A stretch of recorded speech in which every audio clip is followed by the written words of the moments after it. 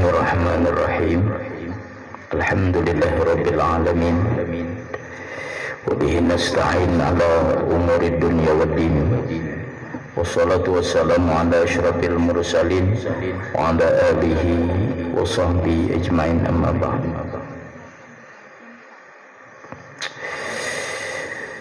Kembali kita melanjutkan pengajian kita tentang sifat-sifat yang wajib bagi Allah Subhanahu wa ta'ala,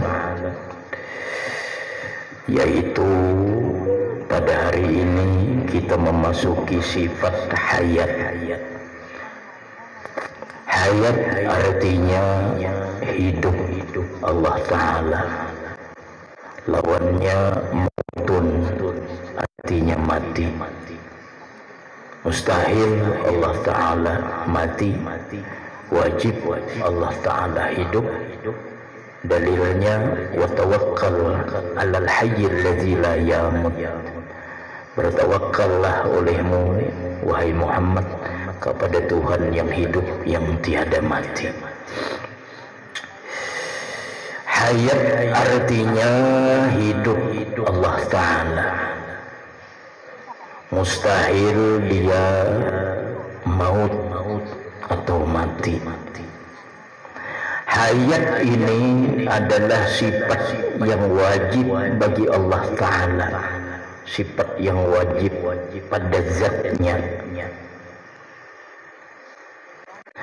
Sifat ini qadim.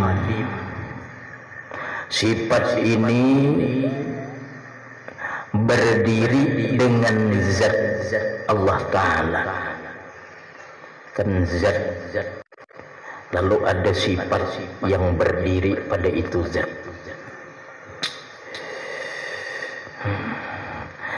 Sifat hayat inilah yang mensahkan bagi Allah ta'ala bahwa dia bersifat kudrat, bersifat iradat, bersifat ilmu, dan sifat-sifat ma'ani. Kenapa? Karena hayat inilah yang melazimi sifat kudrat. Kenapa? Kudrat ada karena hidup. Maka orang yang mati tidak akan kudrat. Jadi kudrat, kenapa dia berkehendak hidup? Kenapa dia zatnya juga mengetahui? Karena hidup. Jadi sifat hayat ini mensahkan sifat-sifat yang lain daripada sifat hayat, seperti sifat kudrat, iradat, ilmu, sama, basar, kalam. Orang yang kalam pasti hidup. Orang yang bisa berbicara pasti hidup. Orang yang bisa melihat pasti hidup. Orang yang bisa mendengar pasti hidup. Orang yang kudrat pasti hidup. Orang yang iradat pasti hidup. Nah, maka sifat ilmu ini sifat yang melazimi sifat-sifat ma'ani. Semuanya mensahkan sifat-sifat ma'ani. Sifat itu terbagi kepada 4 sifat Allah. Ada nafsiyah, ada salbiyah, ada ma'ani, ada ma'nawiyah.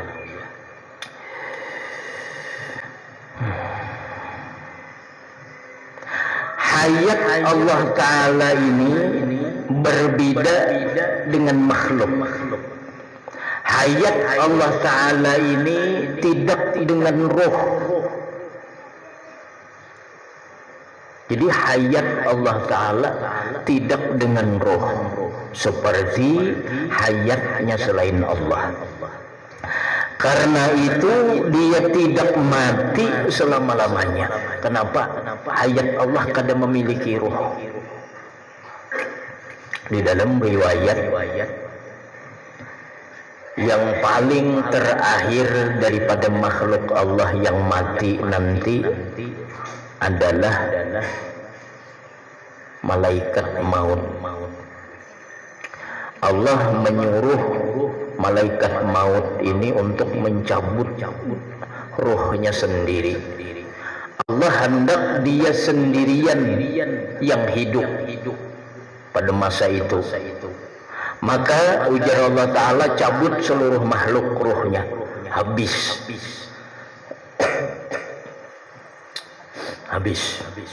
Lalu Allah suruh malaikat maut mencabut rohnya sendiri. Bingung malaikat maut ini kayak apa mencabutnya. Lalu malaikat maut ini berteriak sekeras-kerasnya. Ujar malaikat maut, kalau aku tahu begini rasa sakitnya mati, maka aku lembut mencabut rohnya anak Adam. Jadi malaikat maut ini berteriak sampai mati. Nah, ketika seluruhnya mati, hanya Allah yang hidup. Ternyata ada satu lagi. Malaikat mautnya sudah mati, ketinggal maut lagi. Maka maut ini disembelih oleh Allah sehingga tidak ada lagi yang namanya mati. Makanya di akhirat nanti tidak ada lagi orang yang mati, baik di surga maupun di neraka, karena maut sudah disembelih oleh Allah. Jadi malaikat maut mati, tertinggal mautnya lagi. Mautnya disembelih Allah sehingga tidak ada lagi kematian di akhirat nanti. Sesudah dihidupkan Allah makhluk manusia untuk mempertanggungjawabkan amalnya, yang dia akan masuk ke surga atau ke neraka, maka tidak ada lagi kematian. Makanya di dalam surah Al-A'la, orang yang di neraka la yamutu fiha wa la yahya. Dia tidak hidup dan tidak mati. Maksudnya perasaannya merasa betapa pedihnya azab Allah Ta'ala di dalam neraka. Ketika hancur badannya, hidup lagi.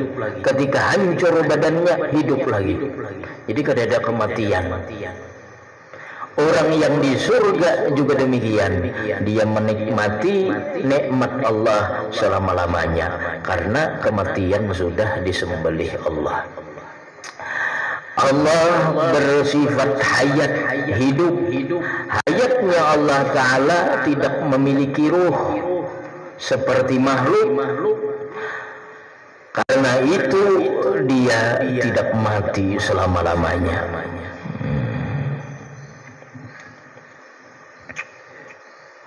Adapun dalil akal bahwa Allah Ta'ala itu bersifat hayat, bersifat hidup.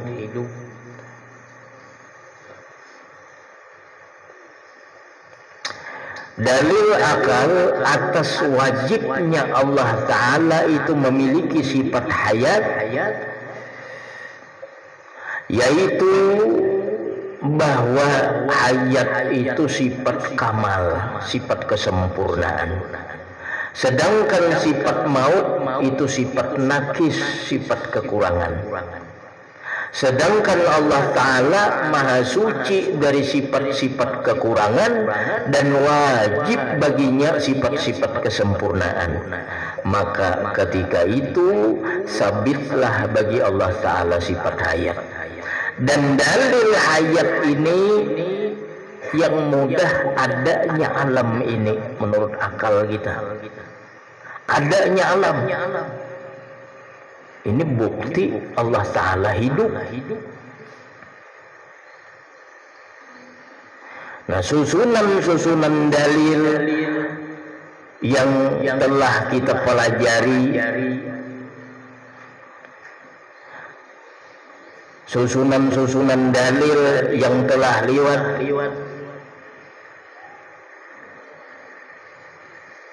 jikalau Allah Ta'ala itu tidak bersifat hayat, niscaya dia mati.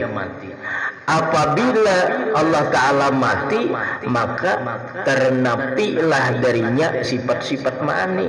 Kalau mati, maka kadada sifat kudrat. Maka semalam Allah wajib memiliki sifat kudrat. Sudah kita belajar dalil kudrat. Semalam kita sudah belajar Allah Ta'ala memiliki sifat ilmu. Maka kalau mati, maka tertolak dalil bahwa Allah memiliki sifat ilmu. Allah Ta'ala semalam sudah kita pelajari, dia memiliki sifat iradat. Maka apabila dia mati, maka kada mungkin dia memiliki sifat iradat. Sedangkan Allah semalam jelas wajib memiliki sifat kudrat, iradat, dan sifat ilmu. Allah wajib memiliki basar, sifat melihat. Allah wajib memiliki sifat mendengar. Allah wajib memiliki sifat berkata-kata.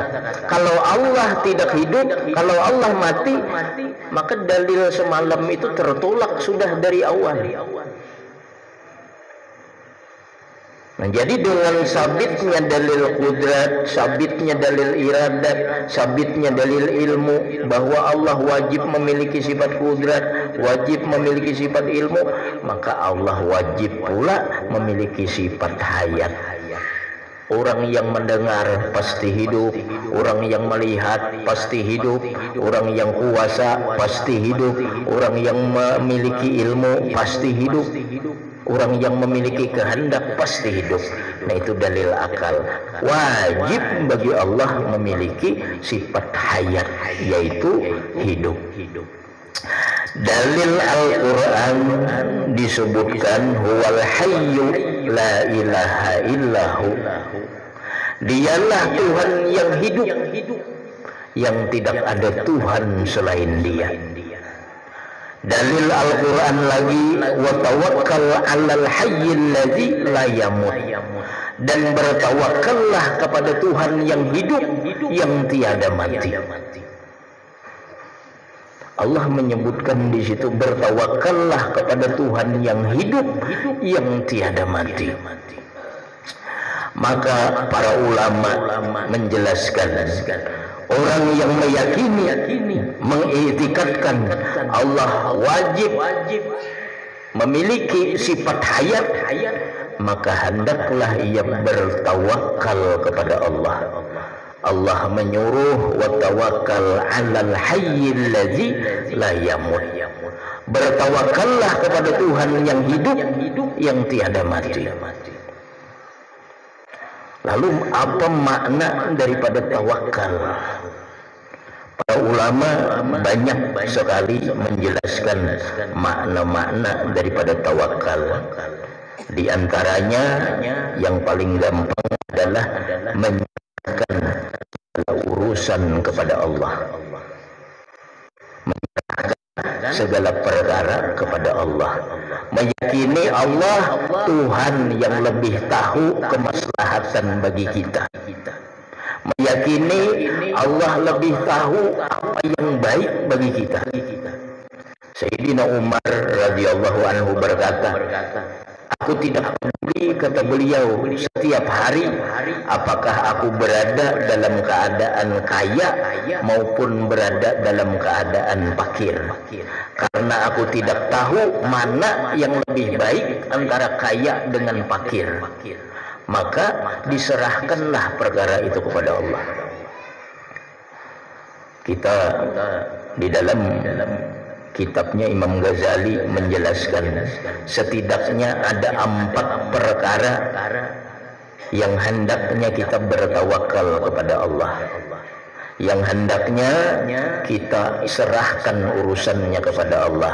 Pertama, fil qismah, yang kedua fil nusrah, yang ketiga fil rizki, yang keempat fil hibzi. Yang pertama fil qismah, hendaklah kita menyerahkan kepada Allah dalam urusan pembagian. Artinya kita meyakini apa yang diberikan Allah kepada kita itu yang sudah terbaik bagi kita. dan kita meyakini apa yang dibagikan Allah bagi kita tidak akan luput kepada kita, dan kita meyakini apa yang dibagikan Allah kepada orang lain tidak akan menimpa kepada kita. Nah, dari sini kita akan bertawakal kepada Allah. Dalam Al-Quran, nahnu qasamna bainahum ma'isyatahum fil hayatid dunya.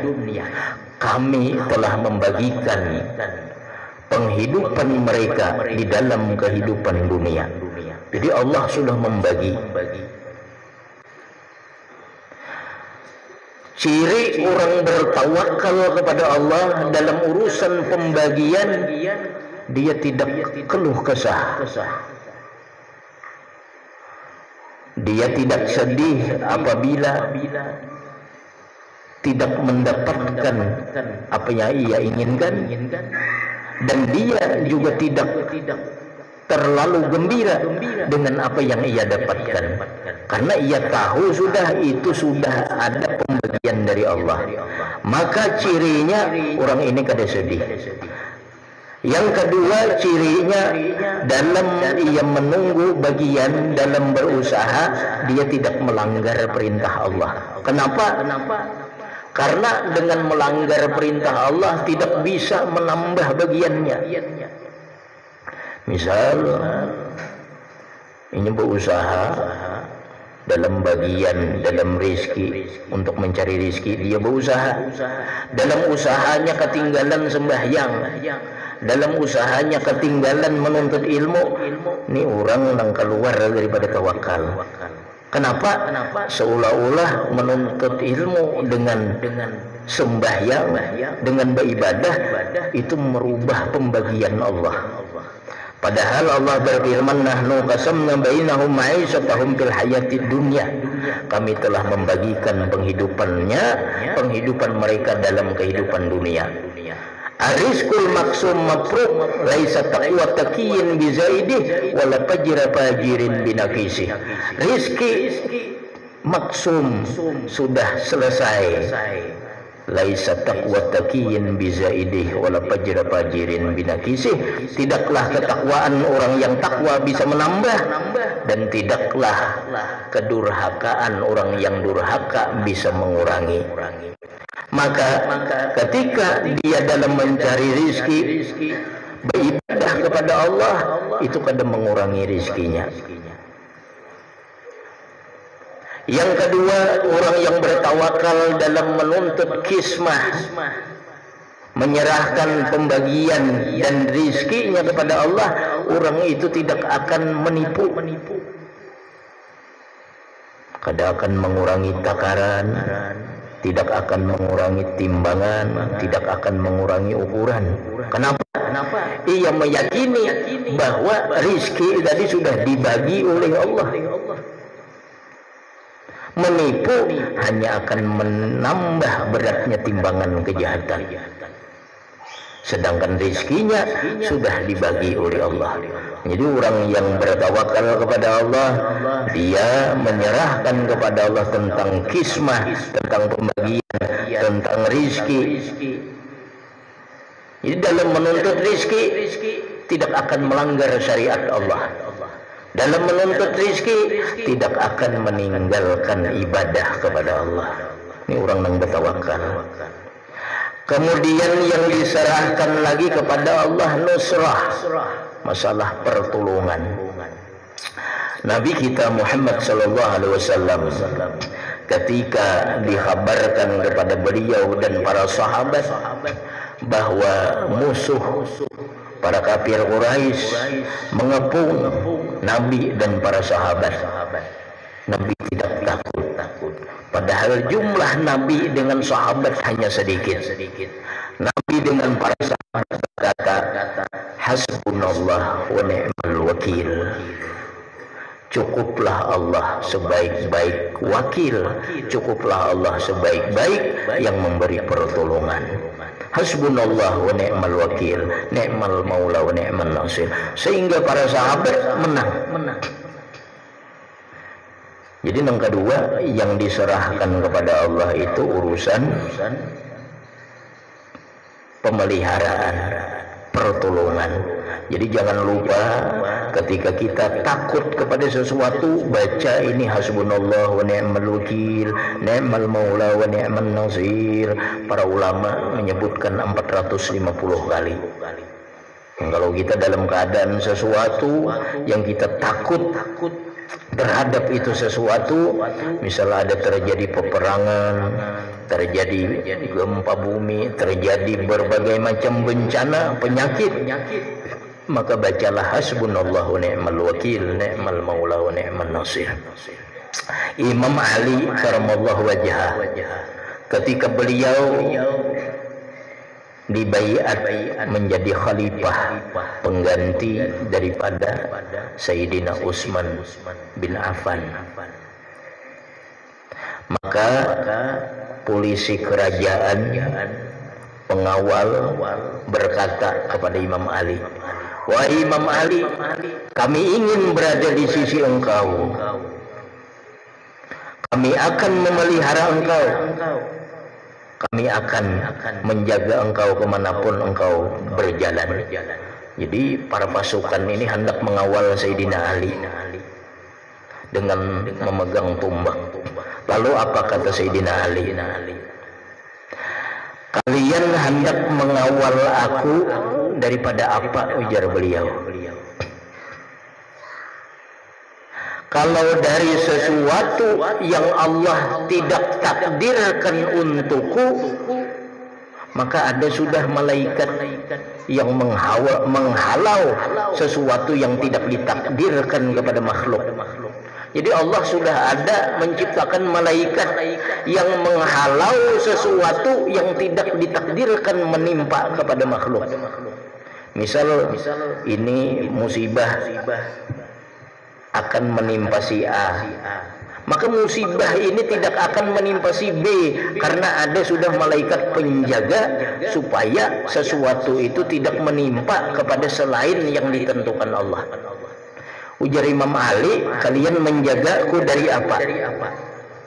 Kalau kalian menjagaku dari sesuatu yang tidak ditentukan Allah untukku, maka sudah ada malaikat yang menjaganya. Tetapi kalau kalian ingin menjagaku dari sesuatu yang memang sudah ditentukan Allah menimpaku, jangankan kalian, malaikat pun tidak mampu menjaganya." Artinya apa? Sesuatu itu sudah ditentukan Allah. Maka hendaklah kita pasrah kepada Allah, kita serahkan kepada Allah, hanya minta pertolongan kepada Allah. Dan sesudah itu, apapun yang terjadi, itulah yang terbaik menurut Allah.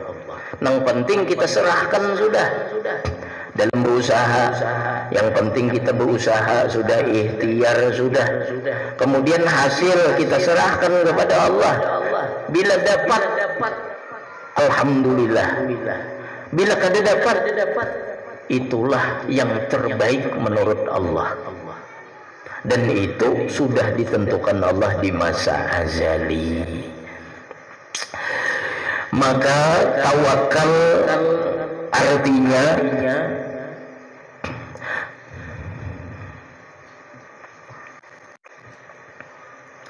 huwa ridha billahi wakila. Dia ridha dengan Allah sebagai wakilnya. Nah, ini contoh orang tawakal. Tawakal itu ridha dengan Allah sebagai wakil. Wa taslimu tadbir bi mamlakatihi lahu ta'ala.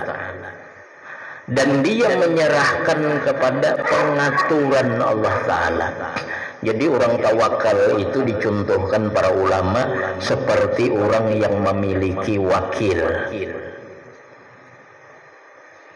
Ia memiliki wakil yang lebih pintar daripada dirinya, lebih tahu kemaslahatan daripada dirinya, lebih. Misal kita berjualan, kita berdagang. Kita ketika berdagang ini Anda memiliki wakil yang mana wakil ini lebih pintar berhitung daripada kita. Wakil kita ini lebih hebat memanajemen daripada kita. Wakil ini lebih hebat dalam berbicara untuk menarik konsumen daripada kita. Wakil kita ini lebih hebat strategi untuk memajukan perusahaan, memajukan dagangan daripada kita. Maka orang yang pintar, dia akan menyerahkan perkara kepada wakil tersebut. Seorang tetapi bisa berhitung, memanajemen tetapi bisa, serahkan kepada wakil yang bisa. Nah itu juga kita dengan Allah. Allah seumpama wakil. Cukuplah Allah sebagai wakil. Artinya Allah yang mengatur segala urusan kita. Jadi sesudah kita berikhtiar, berusaha, serahkan kepada Allah. Dapatkah kadang sesudah kita ikhtiari, kita serahkan kepada Allah. Apa yang terjadi, itulah yang terbaik menurut Allah. Karena Allah mengetahui ini yang diperlukan hamba, ini yang tidak diperlukan hamba, ini yang bisa menolong hamba, ini yang tidak bisa menolong hamba, ini yang lebih bagus baginya di akhirat daripada yang ini. Kadang kita mendapatkan sesuatu yang menurut kita baik, ternyata cuma baiknya di dunia, tapi di akhirat kada baik. Nah Allah mengetahui itu, mengetahui apa yang baik bagi hambanya.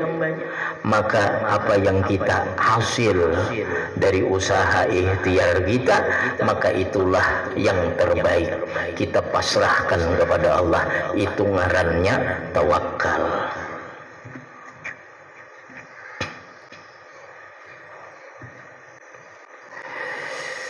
Nah, jadi itu tawakal ngarannya. Jadi tawakal ini ada beberapa tingkatan. Ada tawakal seperti tadi, tingkatannya tawakalnya orang-orang yang awam. Maka orang awam seperti kita wajib bertawakal seperti tadi. Artinya dia tetap berusaha, tetap berikhtiar, tetapi meyakini usaha dan ikhtiar tidak memberi bekas. Yang memberi bekas hanyalah Allah. Dia tetap berusaha berdagang, dia tetap bekerja di kantor, dia tetap bertani, tapi dia meyakini usahanya itu tidak menentukan rizkinya. Yang menentukan, yang memberi rizki adalah Allah, bukan usaha. Nah ini tawakal yang harus dimiliki orang awam, minimal seperti ini. Tidak boleh dia meyakini usaha inilah yang menghasilkan rizki. Tidak boleh. Usaha inilah yang menjadikan dia kaya. Tidak boleh. Jadi orang yang bertawakal yang pertama seperti orang yang memiliki wakil tadi. Dia bisa berikhtiar, masih berjualan, masih berkantor, masih memiliki sarang walid, masih memiliki toko, tapi meyakini yang memberi rizki bukan tokonya, yang memberi rizki bukan walidnya, yang memberi rizki bukan usahanya, yang memberi rizki bukan ikhtiarnya, tapi yang memberi rizki adalah Allah. Usaha dan ikhtiar tidak memberi bekas.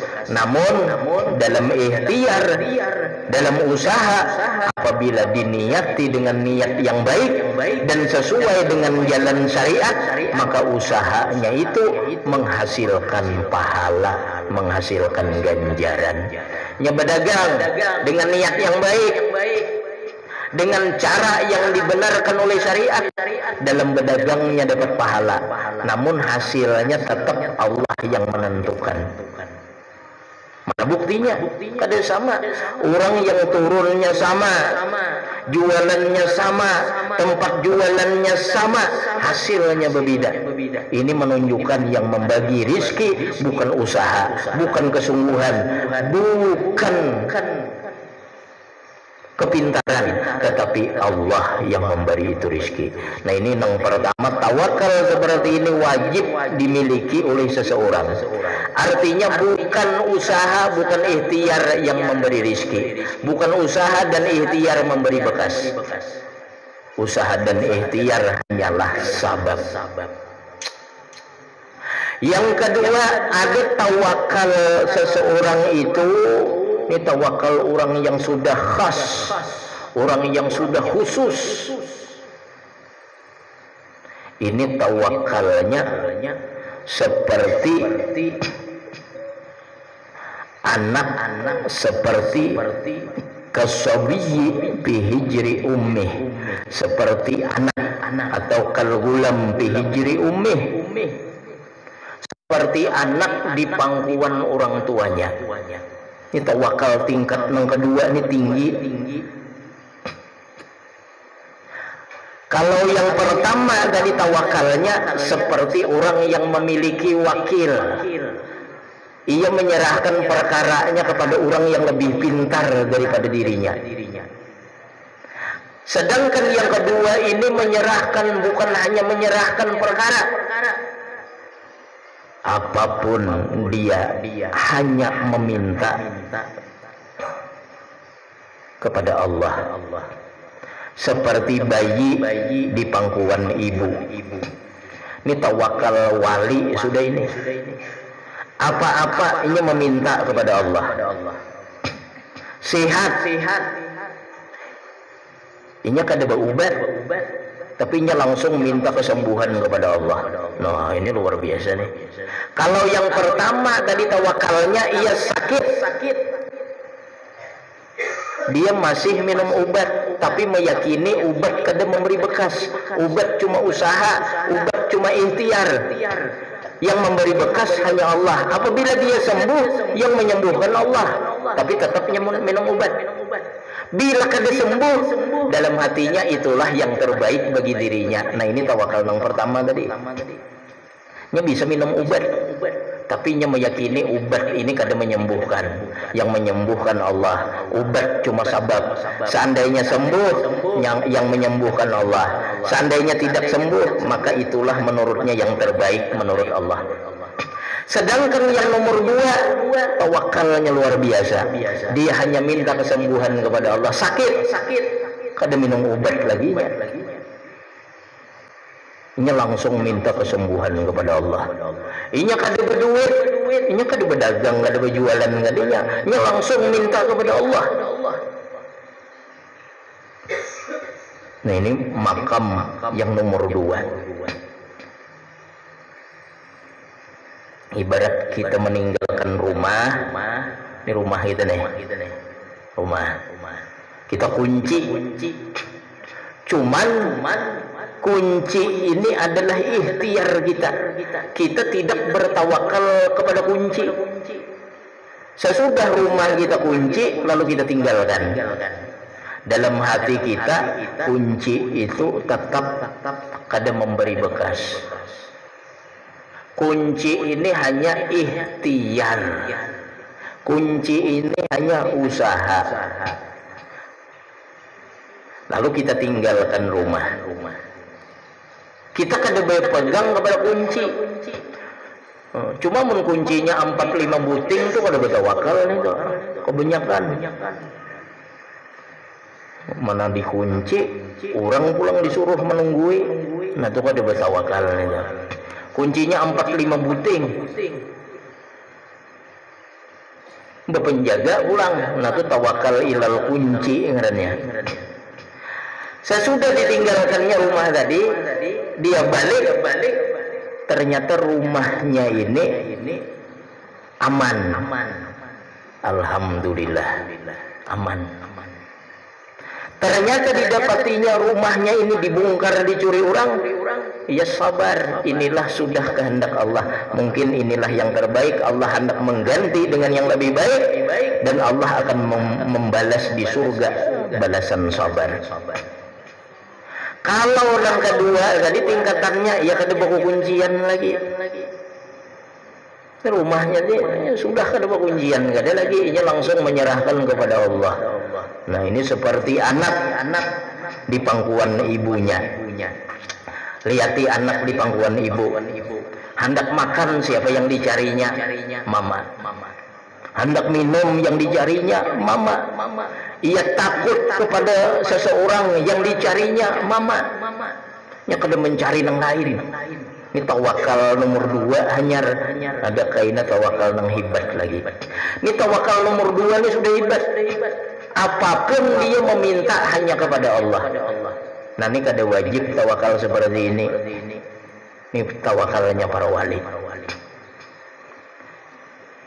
Ini tawakalnya siapa semalam? Syekh Sulaiman Al-Khurasani nang tegugur di mana tuh? Tegugur di sumur. Tegugur di sumur. Hendak berteriak, Sidin minta tolong. Ujar Sidin, tawakalku menahan aku daripada minta tolong kepada manusia. Akhirnya kada minta tolong Sidin.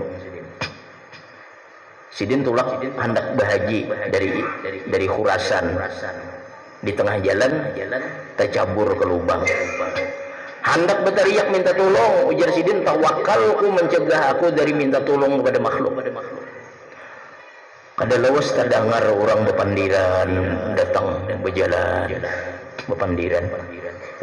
Hendak benar aja Sidin aku berteriak minta tolong, tapi tawakalku menahan. Rupanya nang berdua ini melihat lubang, ujar nang berdua ini, ayo itu ada lubang lah, kita tapali, karena orang gugur di sana. Umah Sidin hatiku nih, hendak benar berteriak, pacang ditapali orang lubangnya pulang. Tapi ujar Sidin, tawakalku menahan aku minta tolong kepada selain Allah. Akhirnya ditutupi orang lubang sumur tadi. Nah, tetapal Sidin di dalam sumur. Tidak lama kemudian ujar Sidin, tiba-tiba ada seperti orang menggaruk-garuk, orang-orang mengais, orang-orang menggali daripada sumur tadi, dan berbicara, ulurkan tangan. Akhirnya ku pegang tangannya, ditariknya naik ke atas. Sekalinya ujar Sidin singa. Sekalinya yang menarik Sidin singa. Nah ini orang yang bertawakal kepada Allah, Allah tolong dengan cara apapun, meskipun sesuatu yang menyalahi adat. Padahal adat kebiasaan singa itu memakan, membunuh kepada manusia. Ini menolong manusia. Nah ini tawakal Syekh Sulaiman Al-Khurasani. Namun kita beruriak untuk minta tolong. Tawakal kita kada sama dengan beliau. Ada lagi tawakal itu kal mayyit baina yadail ghasil. Nah, tawakal itu seperti mayit di hadapan orang yang memandikannya. Ini yang paling tinggi makam tawakal. Kayak apa tuh? Mayit di hadapan orang yang memandikan, di baliknya ke kiri kah, di baliknya ke kanan kah, didudukannya, dirabahakannya, kada memberontak. Nah ini wali nang tinggi. Inya diberi Allah berduit kah?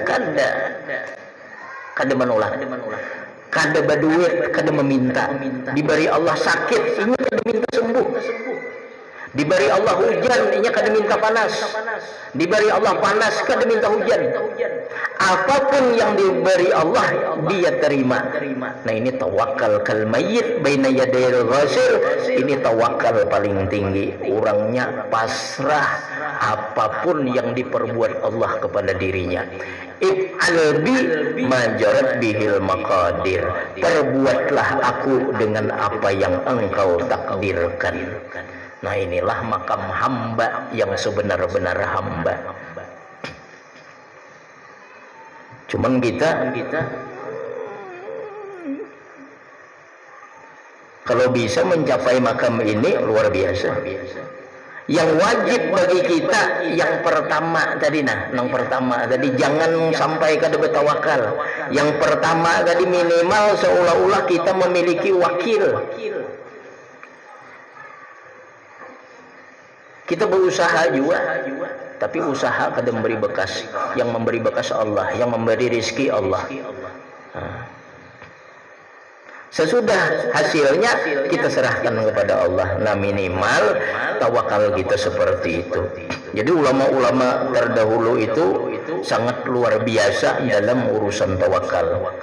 Karena tawakal ini, kata pengarang kitab Syarah Ainiyah, kata beliau, anna tawakkula manzilatun min manaziliddin. Tawakal itu adalah satu makam daripada makam agama. Seseorang yang tidak bertawakal, hampir-hampir dia tidak beragama. Karena banyak firman Allah yang menyuruh kita bertawakal.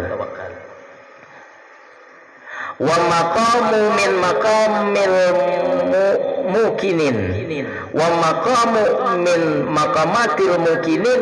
Dan tawakal itu adalah makam dari makam-makam orang yang yakin.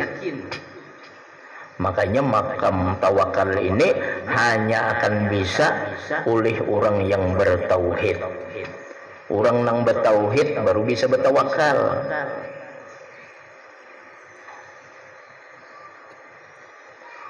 Orang yang bertauhid, maka tauhid itu ada lapisan. Ada lapisannya itu, ada beberapa lapisan.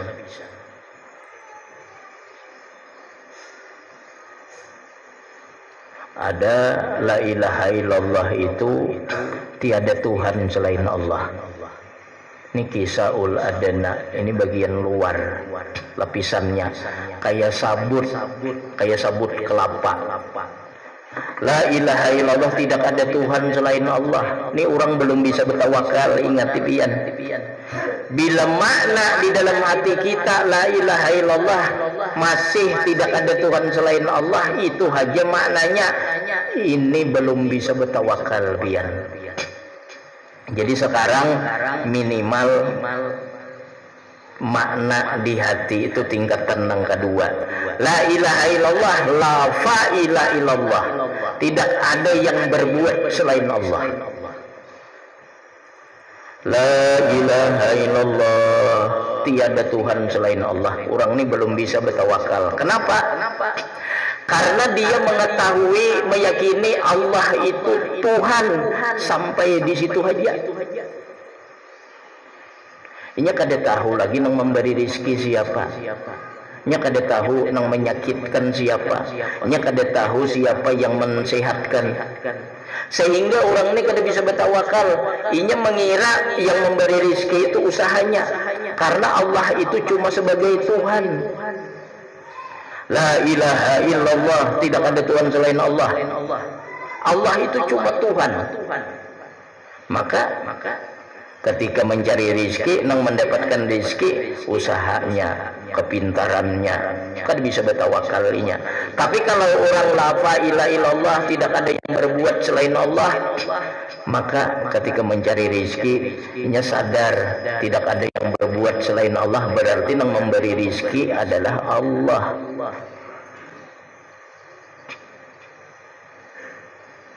Tidak ada yang berbuat selain Allah, maka ketika minum obat yang menyembuhkan adalah Allah. Karena tidak ada yang berbuat selain Allah. Tapi kalau hanya tahu Allah Ta'ala sebagai Tuhan, ini bisa meyakini yang menyembuhkan adalah obat. Nah, ini lapisan pertama. Ini lapisan orang hanya masuk Islam. La ilaha illallah, tidak ada Tuhan selain Allah. Ini orang hanya masuk Islam. Maka orang yang bertawakal di hatinya la ilaha illallah, la fa'ila illallah, tidak ada yang berbuat selain Allah, la razika illallah, tidak ada yang memberi rezeki selain Allah, tidak ada yang menyehatkan selain Allah, tidak ada yang menyakitkan selain Allah, tidak ada yang mengayakan selain Allah, semua Allah. Nah, lapisan yang ketiga, la hayya illallah, tidak ada yang hidup melainkan Allah. Tidak ada yang hidup melainkan Allah. Lapisan yang terakhir, la maujud illallah, tidak ada yang maujud selain Allah. Nah, ini nanti insyaallah akan kita pelajari tingkatan demi tingkatan.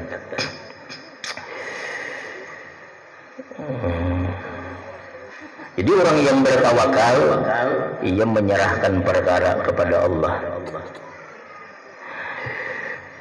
Ada ulama berkata, Wuhaib Ibnul Wardi, ujar beliau, ini ulama dahulu, lau kanatis sama nuhasan wal ardu rasasan wahtamamtu birizki lazanantu anni musyrik. Ini ulama dahulu saking yakinnya dengan Allah dalam urusan tawakal. Jikalau kata mereka langit itu tembaga, terbuat dari tembaga, dan bumi terbuat daripada timah,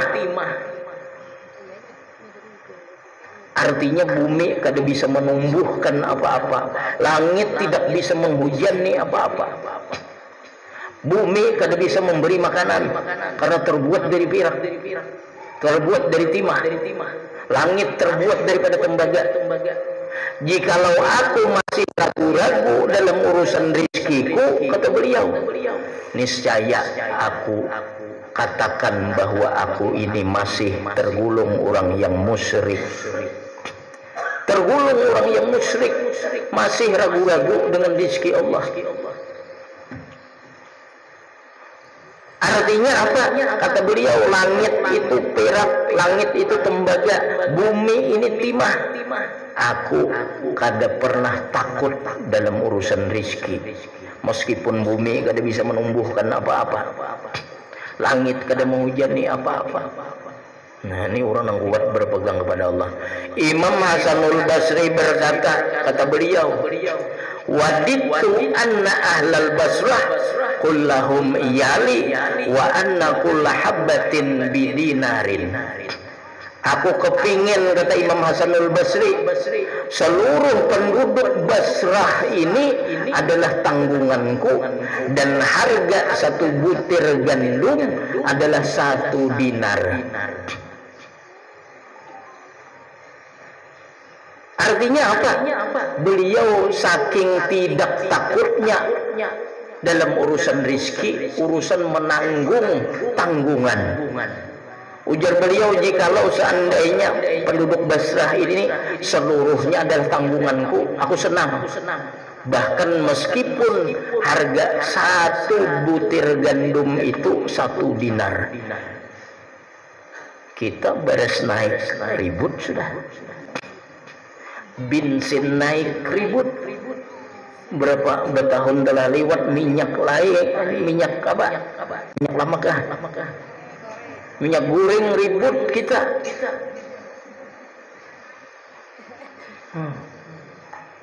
Imam Hasanul Basri berkata, jikalau seandainya seluruh penduduk Basrah ini tanggunganku, aku senang.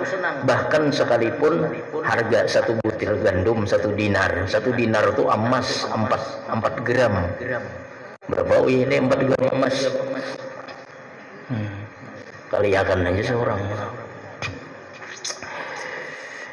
Di zaman Nabi Al-Bustami ini supaya kita kuat keyakinan, supaya kita takut apabila kita berkeyakinan yang salah. Di zaman Abu Yazid Al-Bustami sering diceritakan sudah ada seorang pencuri kain kapan yang bertaubat. Pencuri kain kapan. Ia bertobat di hadapan Abu Yazid Al-Bustami, wali kutub. Ujarnya, wahai Abu Yazid Al-Bustami, aku hendak bertobat kepada Allah, tolong bimbing aku. Dan aku bertobat ini sangat takut karena selama ini aku mencuri kain kapan orang-orang mukmin yang sudah meninggal. Jadi zaman dahulu tuh kain kapan tuh dicuri. Kain kapan dicuri. Aku ini pencuri kain kapan. Yang lebih aku takuti lagi, selama ini aku mencuri kurang lebih sudah 100 kain kapan kaum muslimin. 100 orang sudah dibongkarnya. Dan yang sangat aku takuti, dalam 100 jenazah yang telah aku curi kain kapannya, 98 orang wajahnya diarahkan ke arah membelakangi kiblat. Jadi dibalikkan wajahnya dari arah kiblat. Padahal kata si pencuri jenazah tadi, awal ketika dikuburkan wajahnya itu menghadap kiblat. Sesudah ditinggalkan orang, aku curi kain kapannya. Di antara 100 orang yang dikuburkan, yang dicuri kain kapannya, cuman 2 orang yang wajahnya tetap mengarah ke arah kiblat. Sisanya 98 orang dibalikkan wajahnya dari arah kiblat. Ujarnya, wahai Abu Yazid Al-Bustami, apakah penyebab terjadinya seperti itu? Seseorang dicabut imannya. Lalu Abu Yazid Al-Bustami menjawab, kata beliau, itu adalah orang-orang yang ragu-ragu kepada Allah dalam urusan rezeki. Orang-orang yang ragu-ragu kepada Allah dalam urusan rezeki, maka dikubur meskipun awal-awal diarahkan ke arah kiblat, maka nanti ketika sudah di alam kubur, ia akan dibalikkan daripada arah kiblat. Nah, makanya kata Syekh Wahaib Ibnul Wardi, jikalau kata beliau aku ragu-ragu dalam urusan rezeki, maka aku hukumkan diriku ini syirik. Padahal langit sebagai terbuat dari timah, terbuat dari tembaga, seandainya bumi dari timah, masih aku meragukan rezeki, aku hukumkan syirik. Apalagi nang bumi kita ditumbuhi makanan, minuman, ditumbuhi banyak ternak, langit kita menghujani, masih kita ragu-ragu urusan rezeki kepada Allah. Ini lebih berbahaya lagi. Makanya orang yang bertawakal ini hanya orang-orang yang bertauhid kepada Allah. Ada hubungannya semalam dengan sifat ilmu. Cukup Allah yang mengetahui. Artinya Allah selalu mengetahui keperluan kita. Allah mengetahui keperluan kita. Sampai di situ dahulu. Al-Fatihah. Bismillahirrahmanirrahim.